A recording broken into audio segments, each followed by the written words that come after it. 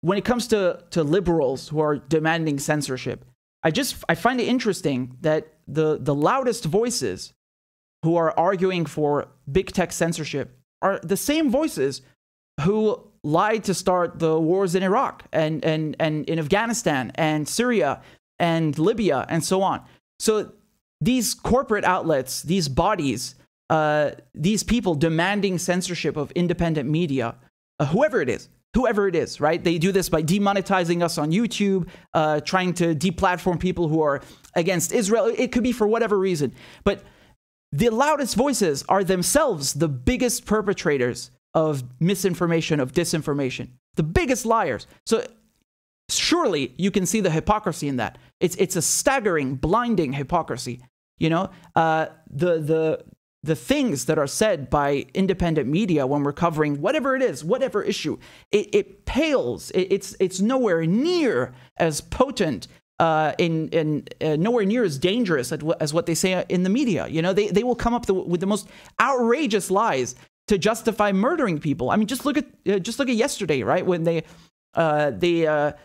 come in and say that, well, this ISIS guy blew himself up, and then when they're asked for evidence, they have no proof. So they kill civilians, and then they expect you to take their word for it that, you know, it was totally ISIS' fault and not the Americans' fault. And what did they do a few months ago in Afghanistan? They wiped out an entire family in the name of fighting terrorism. They're not fighting terrorism. They just murdered a bunch of civilians.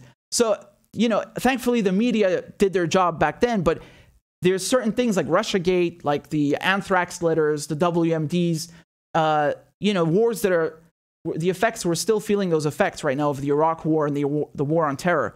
That hasn't ended. And these people who lied about these monumental issues, who made these, you know, enormous lies, and went along with them, they have the stones to come and talk about censorship now and demand that people be deplatformed or, you know, demonetized or whatever it is. If you're going to demonetize, you know, people on social media or online because they're dangerous or you don't like their views, I mean, you guys should be the first to go in legacy media. You know, CNN, New York Times, Washington Post, these people have helped to murder millions of people. You know, the BBC, all of these, you know, ITV, Sky News, they're guilty of a lot of murders, you know, and then they have the stones to talk about censoring people. What? Look at what you've done. You're dangerous.